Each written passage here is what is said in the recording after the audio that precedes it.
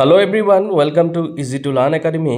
আজিৰ এই ভিডিঅ'টোত দ্বিতীয় শ্ৰেণীৰ স্পন্দন পাঠ্যপুথি পাঠ নং 2 ভেবেলাৰ ভোগ এই পাঠটোৰ যিখিনি পাঠভিত্তিক প্ৰশ্ন উত্তৰ আছে গোটেইখিনি ভিডিঅ'টোত আলোচনা কৰিম।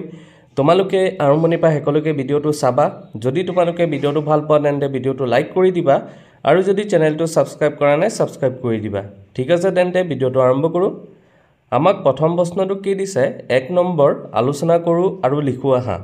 ক নম্বৰ ভেবেলাই কি দুমাহিত শহুৰেকৰ ঘৰলৈ বুলি ওলাইছিল।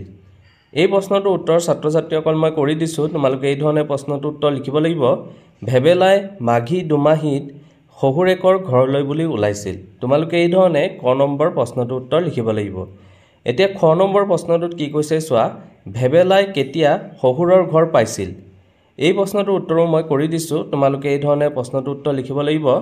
ভেবেলাই আবেলি পৰত শহুৰৰ ঘৰ পাইছিল। তোমালোকে এই ধৰণে খ নম্বৰ প্ৰশ্নটোৰ উত্তৰ লিখিব লাগিব। এতিয়া গ নম্বৰ প্ৰশ্নটোত কি কৈছে চোৱা, ভেবেলাই শহুৰ শাহুৱেকক আটিগুৰি মাৰি কি কৈছিল। এই প্ৰশ্নটোৰ উত্তৰ তোমালোকে এই ধৰণে লিখিব লাগিব। ঘৰৰ খবৰ আৰু খেতিৰ ফচলৰ কথা ভেবেলাই শহুৰ শাহুৱেকক আটিগুৰি মাৰি কৈছিল। তোমালোকে এই ধৰণে গ নম্বৰ প্ৰশ্নটোৰ উত্তৰ লিখিব লাগিব।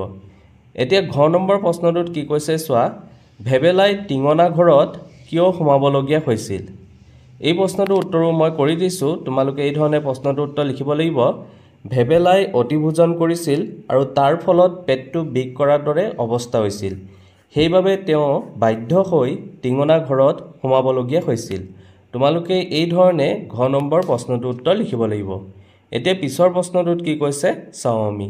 এতিয়া 2 নম্বৰ প্ৰশ্নটোত কি কৈছে চোৱা, তলৰ প্ৰশ্নসমূহৰ শুদ্ধ উত্তৰটো বাছি উলিয়াই সঠিক ঠাইত আমাক গোল চিনেৰে পূৰ কৰিবলৈ কৈছে। ইয়াত প্ৰথম প্ৰশ্নটো কি দিছে চোৱা, ভেবেলাই ইয়াত আমাক 4টা উত্তৰ দিছে। তাৰ ভিতৰত সঠিক উত্তৰটো আমি গোল কৰিব লাগে। তো ভেবেলাই ক নম্বৰটোত কি দিছে চোৱা, টেকেলিৰ পানী খাইছিল। খ নম্বৰ লোটাৰ পানী খাইছিল। গ নম্বৰ বাতিৰ পানী খাইছিল নে ঘ নম্বৰ কলহৰ পানী খাইছিল। তো আমি পদ্যটোত পঢ়িছিলোঁ যে ভেবেলাই কলহৰ পানী খাইছিল। গতিকে তোমালোকে মই ইয়াত ঘ নম্বৰটো যি ধৰণে গোল কৰিছোঁ তোমালোকে সেই ধৰণে ঘ নম্বৰটো গোল কৰিব লাগিব। তাৰ পিছতটোত কি কৈছে চোৱা, ভেবেলাই দুমাহিত শহুৰেকৰ ঘৰলৈ যাওঁতে ভাৰ বান্ধি কি নিছিল। তো আমি পদ্যটোত পঢ়িছিলোঁ যে ভেবেলাই দুমাহিত শহুৰেকৰ ঘৰলৈ যাওঁতে ভাৰ বান্ধি গুড়ৰ টেকেলি আৰু কলৰ আখি নিছিল। গতিকে তোমালোকে ইয়াত গ নম্বৰ অপশ্যনটো গোল কৰিব লাগিব। মই ইয়াত যি ধৰণে গোল কৰিছোঁ তোমালোকে সেই ধৰণে গোল কৰিব লাগিব। এতিয়া পিছৰ প্ৰশ্ন 3 নম্বৰ প্ৰশ্নটোত কি কৈছে চোৱা, তলৰ যিটো বাক্যই কাষৰ বাকচত দিয়া পদ্যত ব্যৱহাৰ হোৱা বাক্যাংশৰ অৰ্থ প্ৰকাশ কৰিছে তাৰ লগত মিলোৱা। এই প্ৰশ্নটোৰ উত্তৰো ছাত্ৰ-ছাত্ৰীসকল মই কৰি দিছোঁ। তোমালোকে এই ধৰণে প্ৰশ্নটোৰ উত্তৰ কৰিব লাগিব। প্ৰথমটো চোৱা, বান্দৰটো চকুৰ প্ৰচাৰতে গছত উঠিল। ইয়াৰ লগত তোমালোকে সোঁফালে থকা একে কোবে গৈ এইটো মিলাব লাগিব। তাৰপিছত বাওঁফালে থকা শিক্ষকে পাঠটো আদিৰ পৰা অন্তলৈ বুজাই দিলে। ইয়াৰ লগত তোমালোকে সোঁফালে থকা কলে আটিগুৰি মাৰি এইটো মিলাব লাগিব।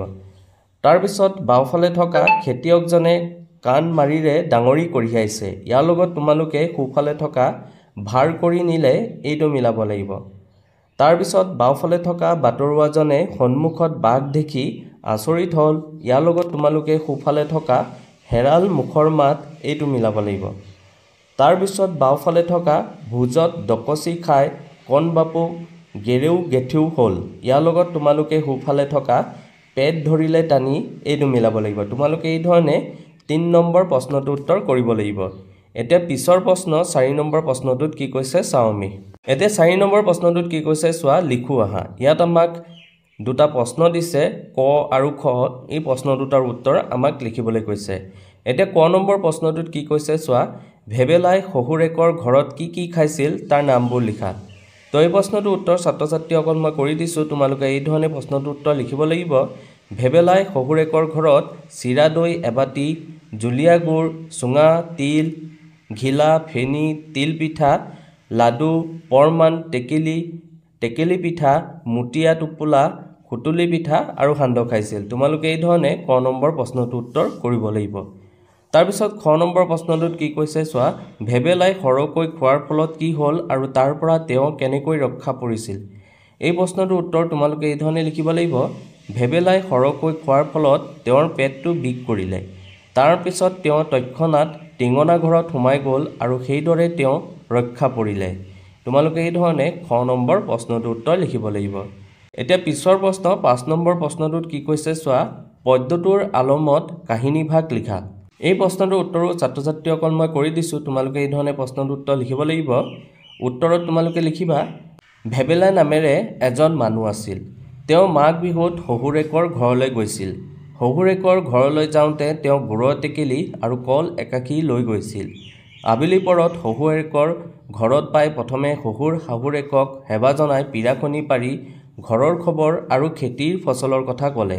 শহুৰেকৰ ঘৰত চিৰা দৈ পিঠা আদিকে ধৰি বিভিন্ন ধৰণৰ সুস্বাদু খাদ্য খাবলৈ পাই এটা এটাকৈ সকলো খাই পেলালে।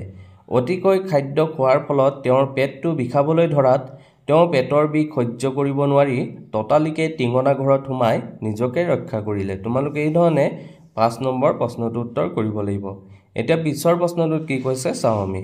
এতিয়া 6 নম্বৰ প্ৰশ্নটোত কি কৈছে চোৱা, শব্দৰ লগত অৰ্থ লগত আঁচ টানি মিলাও আহা। ইয়াত আমাক বাওঁফালে শব্দ কিছুমান দিছে আৰু সোঁফালে সেই শব্দসমূহৰ অৰ্থ দিয়া হৈছে। আমাক বাওঁফালৰ শব্দখিনিৰ লগত সোঁফালৰ অৰ্থটো মিলাবলৈ কৈছে।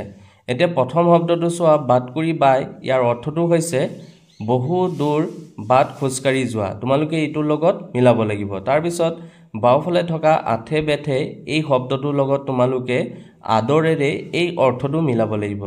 তাৰপিছত বাওঁফালে থকা শব্দত টিঙনা ঘৰ, ইয়াৰ লগত তোমালোকে অৰ্থত পায়খানা এই শব্দটো মিলাব লাগিব। তাৰপিছত শব্দত থকা খবৰ এই শব্দটোৰ লগত তোমালোকে বাতৰি এইটো মিলাব লাগিব। তাৰপিছত তোমালোকে আতিগুৰি, ইয়াৰ লগত তোমালোকে আগগুৰি এইটো মিলাব লাগিব। তোমালোকে এই ধৰণে 6 নম্বৰ প্ৰশ্নটোৰ উত্তৰ কৰিব লাগিব। এতিয়া 7 নম্বৰ প্ৰশ্নটোত কি কৈছে চোৱা, শব্দ গঠন কৰি লিখো আহা। তোমালোকে কবিতাটোত তেল, তিল, ঘৰ আৰু কৰাই শব্দকেইটা পাইছা। এতিয়া সেইবোৰ শব্দৰ আদি আখৰটোত তালিবীয়া শ বহুৱালে কি হ'ব, ছবিৰ তলৰ বাকচত লিখা। তো এই প্ৰশ্নটোৰ উত্তৰ ছাত্ৰ ছাত্ৰীসকল মই কৰি দিছোঁ। তোমালোকে আদি আখৰটোত যদি তালিবীয়া শ বহুৱা তেন্তে এই শব্দকেইটা পাবা। প্ৰথমটো তোমালোকে পাবা হেল, তাৰপিছত দ্বিতীয়টো পাবা শিল, তাৰপিছত তৃতীয়টো শৰ আৰু শেষৰটো পাবা শৰাই। তোমালোকে এই ধৰণে 7 নম্বৰ প্ৰশ্নটোৰ উত্তৰ কৰিব লাগিব। এতিয়া পিছৰ প্ৰশ্ন 8 নম্বৰ প্ৰশ্নটোত কি কৈছে চাওঁ আমি। এতিয়া 8 নম্বৰ প্ৰশ্নটোত আমাক কি কৈছে চোৱা, চৰাইটোৰ পেটত থকা শব্দৰে তলৰ বাক্যবোৰ পঢ়োৱা। ইয়াত চৰাইৰ পেটৰ ভিতৰত কিছুমান 4টা শব্দ দিয়া হৈছে, ফচল, জুলীয়া, দুমাহী, ভাৱ। এই শব্দকেইটাৰে আমাক খালী ঠাইসমূহ পূৰাবলৈ কৈছে।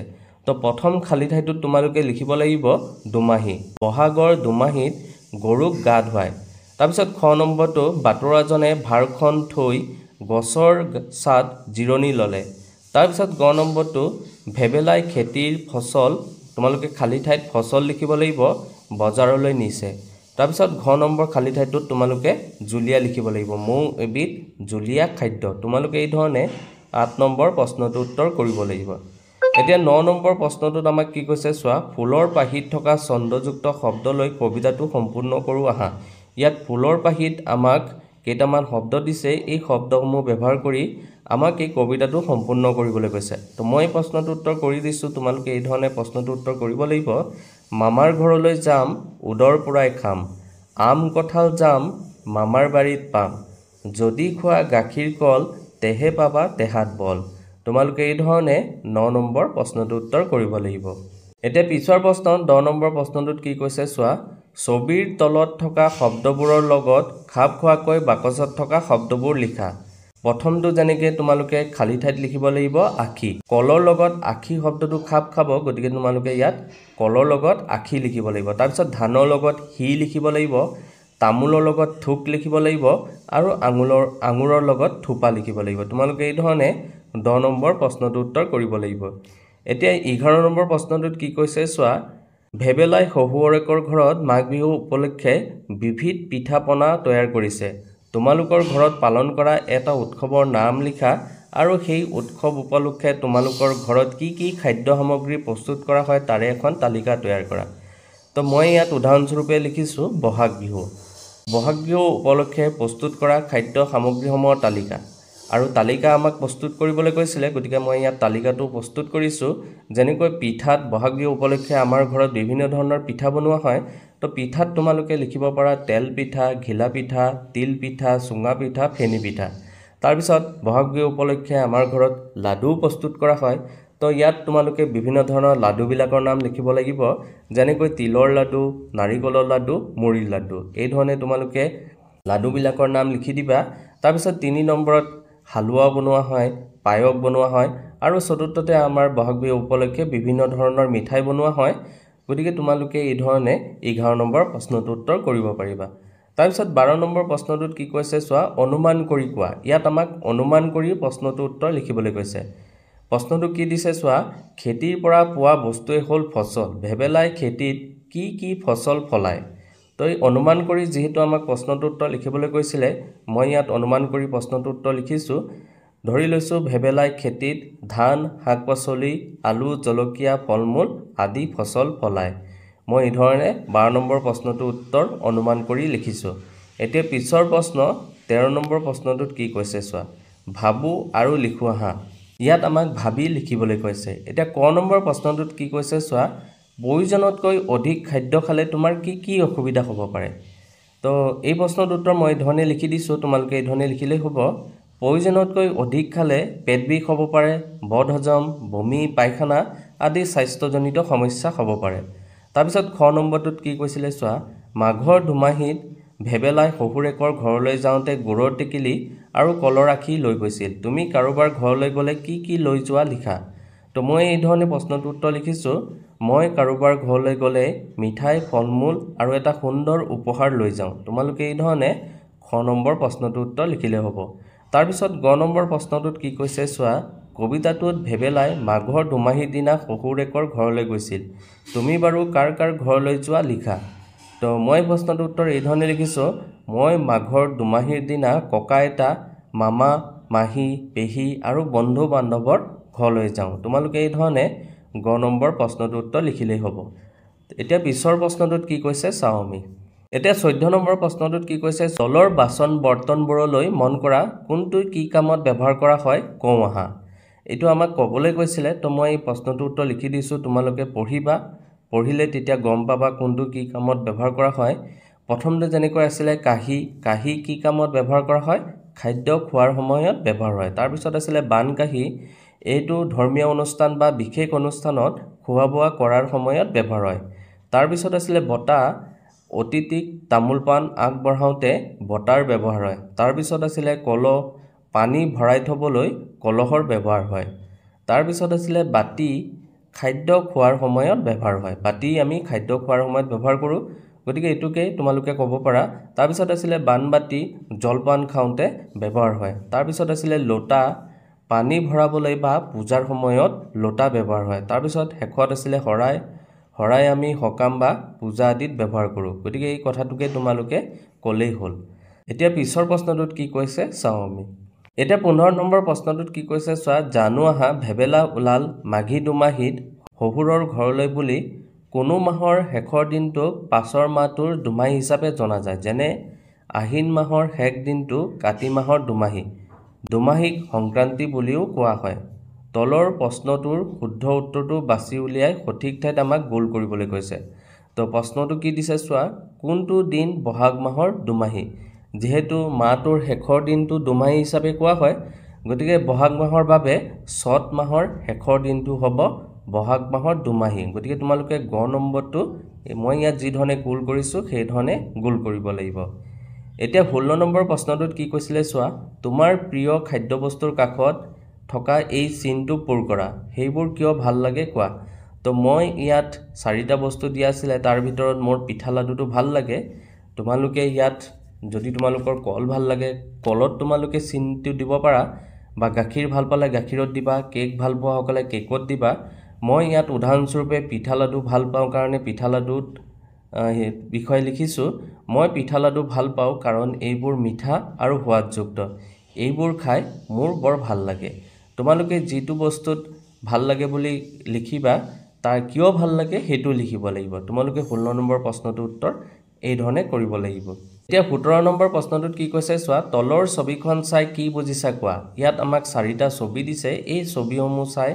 আমি কি বুজিছো লিখিব লাগে তো মই এই ছবিসমূহ চাই বুজিছো যে ই হৈছে গুড় বনোৱাৰ প্ৰক্ৰিয়া ছবিসমূহ চাই গুড় কেনেকৈ বনোৱা হয় সেই কথাটো আমি এই ছবিসমূহৰ দ্বাৰা গম পাইছো প্ৰথম ছবিটোত কি কৰা হৈছে প্ৰথমে কুহিয়াৰ কটা হৈছে দ্বিতীয়তে ৰস উলিওৱা হৈছে কুহিয়াৰৰ পৰা ৰস উলিওৱা হৈছে তৃতীয়তে সেই ৰসক উতলোৱা হৈছে তাৰ পিছত চতুৰ্থতে কি কৰা হৈছে গুড় টেকেলিত ভৰ্তি কৰা হৈছে গতিকে তোমালোকে এই ধৰণে 17 নম্বৰ প্ৰশ্নটোৰ উত্তৰ কৰিব লাগিব তাৰ পিছত আৰু এটা প্ৰশ্ন আছিল হাতে কামে কৰো আহা 18 নম্বৰ কাগজ সমানে ভাঁজ দি কাটি লৈ ছবিত দেখুৱাৰ দৰে হাজি আঠা লগোৱা এই প্ৰশ্নটোৰ উত্তৰ ছাত্ৰ ছাত্ৰীসকল তোমালোকে নিজে কৰিবা তোমালোকে ইয়াত যি ধৰণে কৰিছে তোমালোকে সেই ধৰণে ঘৰত কাগজ সমানে ভাঁজ কৰিবা তাৰ পিছত কাটি লৈ ছবিত যি ধৰণে দেখাইছে সেই ধৰণে আঠা লগাবা ঠিক আছে ছাত্ৰ ছাত্ৰীসকল আজিৰ এই ভিডিঅ'টোত আমি তোমালোকৰ তৃতীয় শ্ৰেণীৰ স্পন্দন পাঠ্যপুথিৰ পাঠ নং 2